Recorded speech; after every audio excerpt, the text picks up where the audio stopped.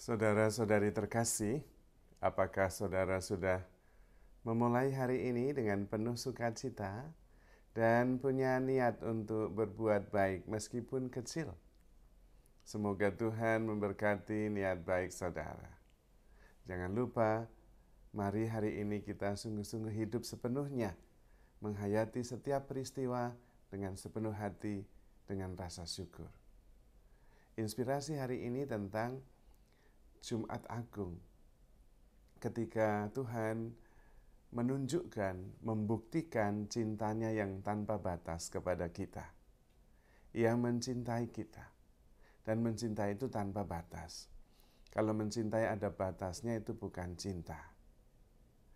Dan mencintai itu tanpa syarat. Kalau mencintai ada syaratnya itu juga bukan cinta. Dan karena itu, cinta semacam ini tidak lahir dari pikiran, tetapi justru lahir dari siapa diri kita yang sebenarnya, yang adalah kasih itu sejak diciptakan dan tumbuh dibesarkan dalam kasih orang tua, dan semakin menjadi besar kasih itu. Ketika hambatan untuk mengasihi dibongkar, yaitu egoisme, maka kemudian kasih itu yang kemudian nampak secara nyata. Namun seringkali egoisme membuat kita tidak mampu mengalirkan kasih itu secara alami. Dan hari ini Tuhan justru menunjukkan kepada kita cinta yang sebenarnya yang berasal mengalir dari jati dirinya. Allah adalah kasih, dan karena itu hanya bisa mengasihi. Dan ketika kasih itu harus menemui hambatan, kematian, maka kasih tidak berhenti, tetap mengasihi. Dan yang sebaliknya terjadi, kematian tidak menghentikan kasih Tuhan. Itulah yang kita rayakan hari ini. Tuhan wafat bukan karena putus asa, tetapi karena mengasihi kita dan mengajak kita semua supaya menyadari bahwa kita adalah kasih sejak diciptakan, dibesarkan, sekarang sampai selama-lamanya. Tuhan juga mengajak kita supaya hidup atas dasar kasih itu, dan itulah hidup dalam kebenaran. Karena kita hidup atas dasar kenyataan siapa diri kita yang sebenarnya, berdasarkan otentisitas kita. Dan kasih yang seperti ini memang berani menghadapi derita. Karena derita seringkali menghambat kita untuk mengasihi.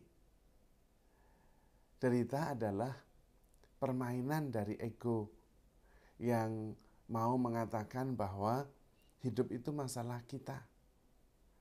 Maka ketika harapan tidak terpenuhi, ego menderita. Padahal penderitaan justru sebaliknya. Penderitaan menyatakan kepada kita, life is not about me. Kita masuk di dalam kehidupan yang begitu besar.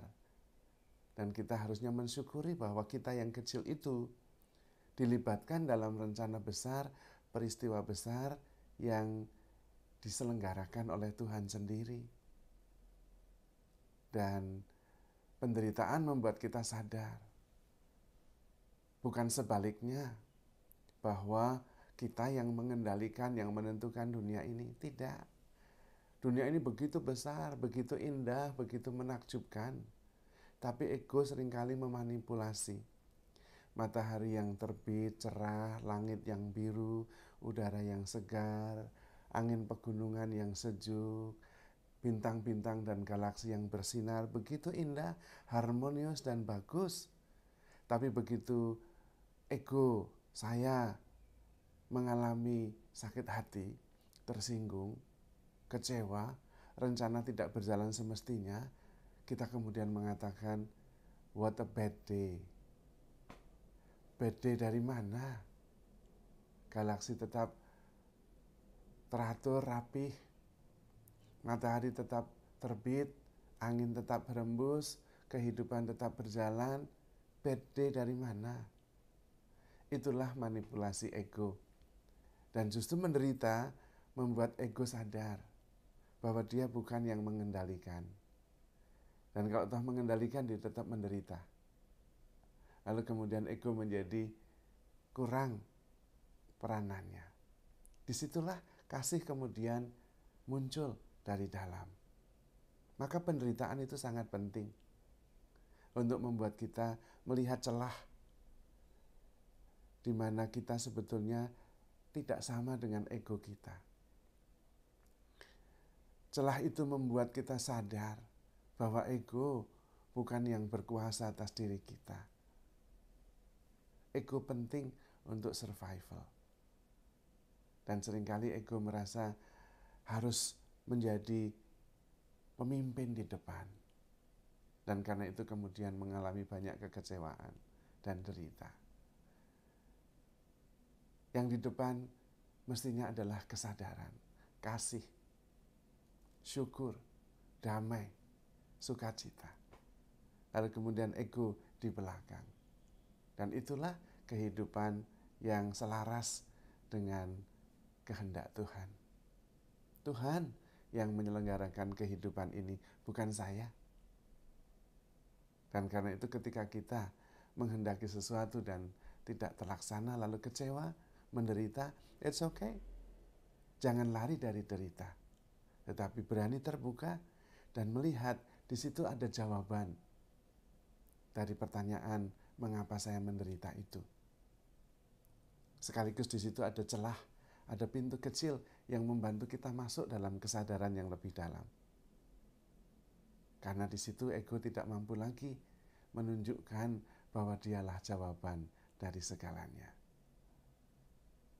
Ego kemudian sungguh-sungguh hancur karena dia yang menjamin, yang mengatur, dan ternyata tidak berhasil. Nah, ketika ada kehancuran itulah yang sisa, di situ kita membangun kehidupan baru dari kehancuran itu. Dari kehancuran ego yang muncul adalah jati diri kita. Sebuah kesadaran yang selalu ada di sana. Kasih yang selalu bergelora, yang selama ini terhambat oleh ego kita. Ketika justru penderitaan membuat ego hancur, kemudian cinta yang muncul dan mengalir secara natural dari dalam diri. Dan itu yang terjadi hari ini. Tuhan menunjukkan kepada kita, mengasihi itu mengasihi saja, tanpa batas. Memberikan diri sepenuhnya. Bahkan ketika kematian dan derita menghadang, kasih tetap kasih. Dan kasih yang sejati tidak pernah berubah. Karena kasih adalah kasih. Dan kasih yang sejati itu adalah Allah sendiri. Maka ketika kita mengasihi, kita seperti kembali ke rumah. Karena kita kasih berasal dari Sang Kasih. Dan ketika kita mengasihi, kita mengenal Allah, kita tinggal di dalam Allah. Karena Allah adalah kasih. Maka mari kita belajar mengasihi. Salah satunya berani mengharapkan segala sesuatu, percaya segala sesuatu, dan sabar menanggung segala sesuatu. Karena kasih adalah Allah sendiri yang menjadi dasar dan jati diri kita yang sebenarnya. Maka saudara-saudara terkasih, handle yourself with care because you are love. Tuhan memberkati.